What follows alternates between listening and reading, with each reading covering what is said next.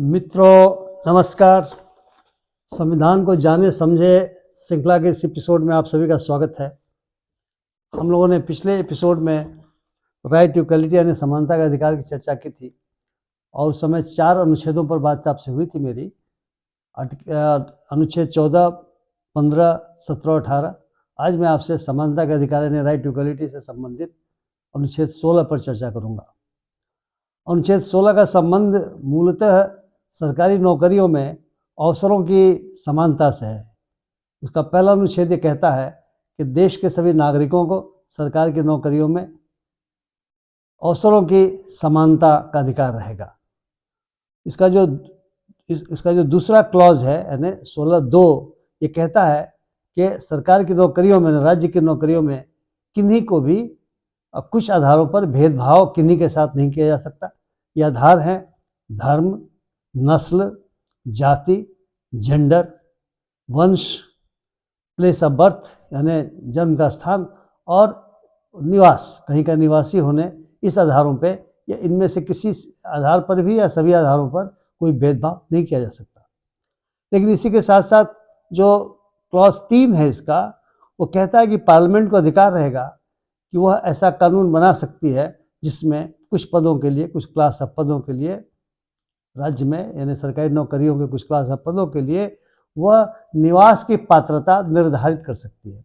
और ऐसा कई बार पार्लियामेंट करती है, खास करके उन राज्यों के लिए जिनको विशेष राज्य का दर्जा आर्टिकल 371 के अंतर्गत दिए गए हैं, क्योंकि उनके यहाँ पे कुछ ऐसे जॉब हो सकते हैं जिन जॉबों को स्थानीय लोगों को देने से उनके अंदर रोजगार की संभावना ज़्यादा बढ़ती हो और वे राष्ट्रीय स्तर पर संभवतया कम्पीट कर पाने की स्थिति में नहीं रहते हो। बहुत सारे नए राज्य जो बनाए जाते रहे हैं वहाँ पर भी पार्लियामेंट ने अपने विवेक से इसका इस्तेमाल किया हुआ है। जो क्लॉज 4 है 16(4) वो ये कहता है कि और किसी को लग सकता है कि जब समानता का अधिकार दिया हुआ है तो फिर ये क्लास क्यों आवश्यक है। लेकिन इस क्लास पर काफ़ी कोर्ट्स में चर्चा हुई है और ये माना गया है कि यह पहले के जो क्लॉजेज 1 और 2 हैं जो जनरल रूल देते हैं उसका एक्सेप्शन नहीं है। हालांकि कुछ मुकदमों में, जिसमें बालाजी का केस बड़ा मशहूर है, ये माना गया था कि एक्सेप्शन है, लेकिन बाद में इंदिरा साहनी के केस में कोर्ट ने माना कि एक्सेप्शन नहीं है, इसे क्लासिफिकेशन कहा जाता है। रीजनेबल क्लासिफिकेशन एक शब्द है जो संविधान में आता है और कहा गया कि रीजनेबल क्लासिफिकेशन के अंतर्गत ऐसा किया जा रहा है। क्या ये आर्टिकल, ये अनुच्छेद क्या कहता है, ये क्लॉज क्या कहता है इस आर्टिकल 16 का? ये अनुच्छेद 4 ये कहता है कि nothing in this article shall prevent the state from making any provision for the reservation of appointments और posts in favor of any backward class of citizens which in the opinion of the state is not adequately represented in the services under the state। यानी ये कहता है कि राज्य को इस बात का अधिकार रहेगा कि वह उन सेवाओं में जिसमें पिछड़े वर्ग पर्याप्त संख्या में प्रतिनिधित्व नहीं पा सके हो, नहीं जा सके हो, उनमें उनके लिए आरक्षण की व्यवस्था कर सकता है। आप जानते हैं कि मंडल कमीशन की अनुशंसाएं भी लागू की गई थी और उनको लेकर के देश में काफ़ी हंगामा मचा था। उनके अंतर्गत 27% आरक्षण दिया गया था।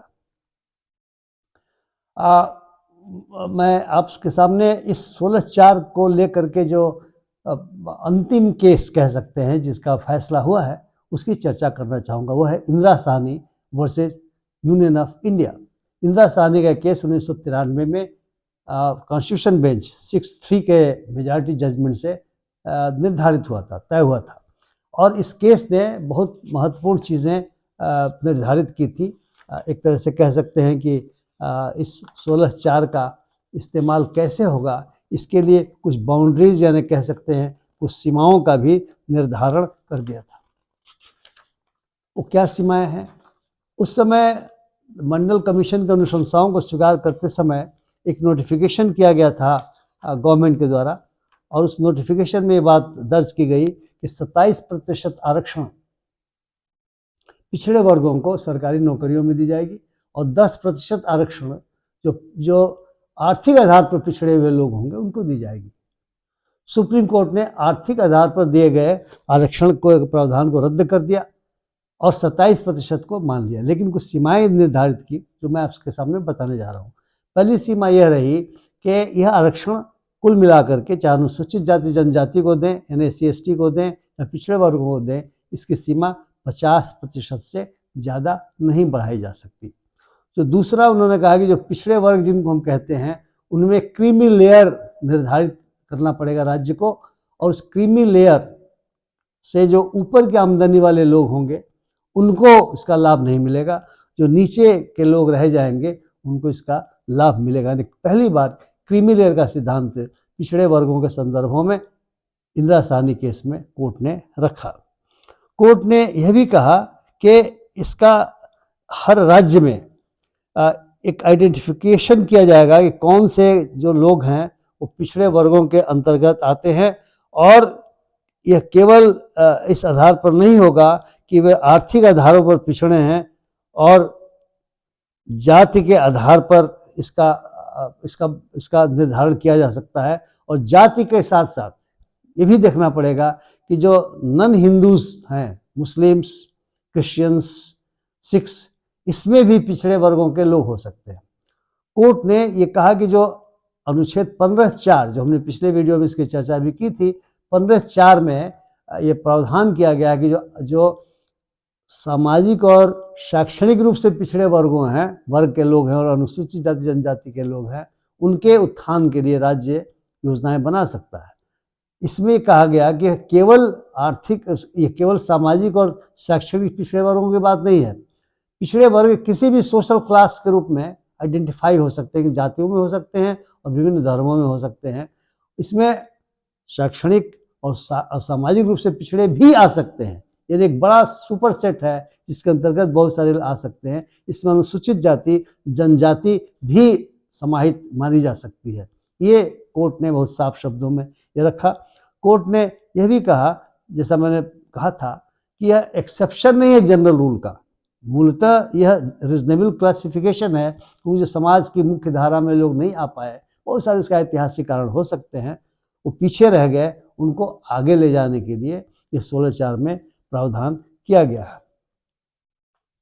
कोर्ट ने ये भी स्पष्ट किया कि जो क्रीमी लेयर है, जैसा मैंने आपको बताया था, वो क्रीमी लेयर हर हाल में इसमें नहीं आना चाहिए।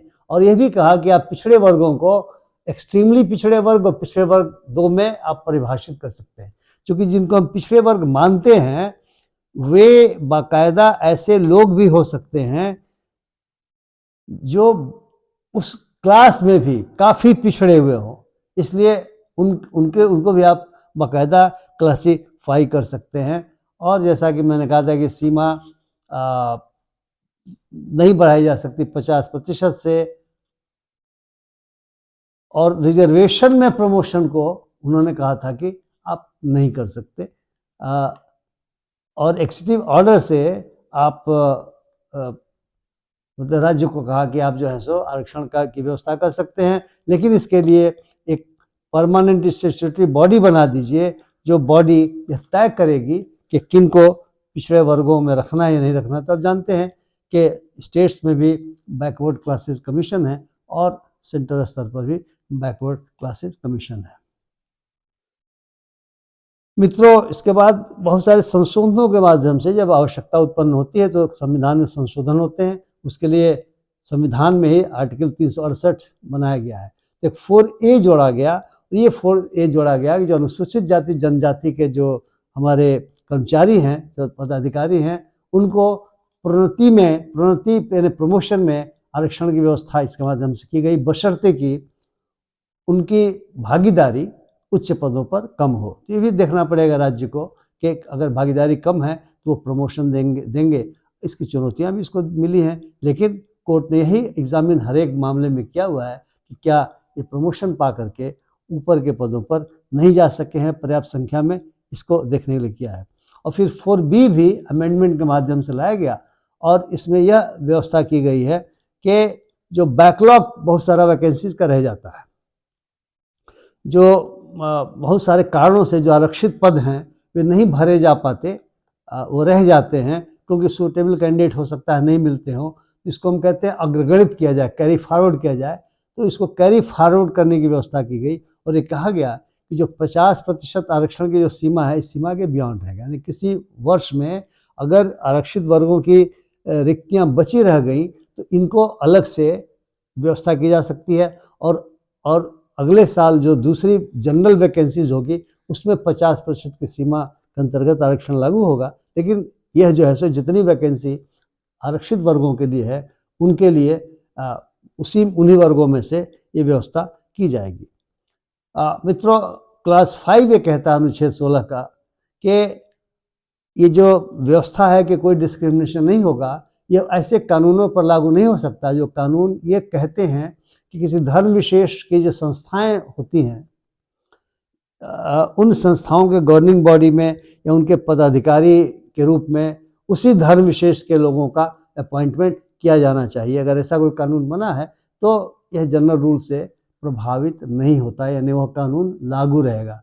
जैसे आप बिहार में जानते हैं कि बोध गया में जो हमारा महाबोधि मंदिर है उसके प्रबंधन के लिए बिहार सरकार ने कानून बनाया है, और उसके जो सचिव का पद है आमतौर से वो आरक्षित रहता है बुद्धिस्ट समुदाय के ही लोगों से।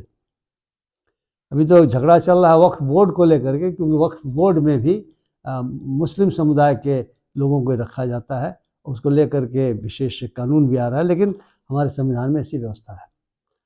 अब मैंने इंदिरा साहनी के केस की चर्चा करते समय आपको बतलाया था कि उन्होंने जो 10% इकोनॉमिकली वीकर सेक्शंस के नाम पे, EWS के नाम पे जो आरक्षण के लिए आदेश निकाला था उसे रद्द कर दिया था कोर्ट ने।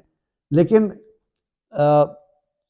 अनुच्छेद 16 में क्लास 6 जोड़ करके यह व्यवस्था की गई कि जो गैर आरक्षित वर्गों में जो इकोनॉमिकली वीकर सेक्शन है उनको 10% की सीमा तक सरकारी नौकरियों में आरक्षण मिलेगा। स्वाभाविक सी बात है कि 16/4 के समय जो व्यवस्था की गई है और मंडल कमीशन आने के बाद कोर्ट ने जो रुख लिया था तो माना जा रहा था कि शायद कोर्ट में इस पर लंबी बहस होगी और कोर्ट अपने पुराने रुख पर कायम रहेगा। परंतु जनहित अभियान versus union of India case इस अमेंडमेंट के विरुद्ध दायर किया गया सुप्रीम कोर्ट में, जिसका फैसला 2022 में आया। अमेंडमेंट हुआ 2019 में और फैसला आया 22 में, क्योंकि उसको चुनौती दी गई। उसमें कोर्ट ने 3-2 के मेजॉरिटी से ये मान लिया कि गैर आरक्षित वर्गों में 10% लोग जो इकोनॉमिकली वीकर सेक्शन के दायरे में आते हैं उनको आरक्षण का लाभ दिया जा सकता है। यानी दूसरे शब्दों में इंदिरा साहनी के केस में 50% आरक्षण की जो सीमा है उसके बियॉन्ड सीमा में इनको समाहित किया जा सकता है, और केंद्र सरकार के स्तर पर भी और राज्य सरकार के स्तर पर भी ऐसी व्यवस्थाएं कर दी गई एग्जीक्यूटिव ऑर्डर निकाल करके, इसमें इकोनॉमिकली वीकर सेक्शन के आरक्षित वर्गों के जो हैं उनको भी आरक्षण का लाभ दिया जा रहा। तो ये आप जानते हैं कि बिहार ने इस सीमा को और आगे बढ़ा दिया था, और उस सीमा को आगे बढ़ाने के बाद पटना हाई कोर्ट में जो मामला चला तो उसमें पटना हाई कोर्ट ने उसको रद्द कर दिया। मामला सुप्रीम कोर्ट में गया है। अभी देश में जो विमर्श बहुत सारा चल रहा है उसमें हो रहा है कि इस सीमा को हटाने के लिए संविधान में संशोधन किया जाना चाहिए। अब हम देखते हैं कि आगे इस 16 आर्टिकल जो अनुच्छेद 16 है उसका क्या अंतिम स्वरूप इमर्ज करता है। मित्रों, तो मैंने आपके सामने अनुच्छेद 16 के सभी क्लॉजेस के बारे में 1, 2, 3, 4, 4A, 4B, 5 और 6 की चर्चा की है।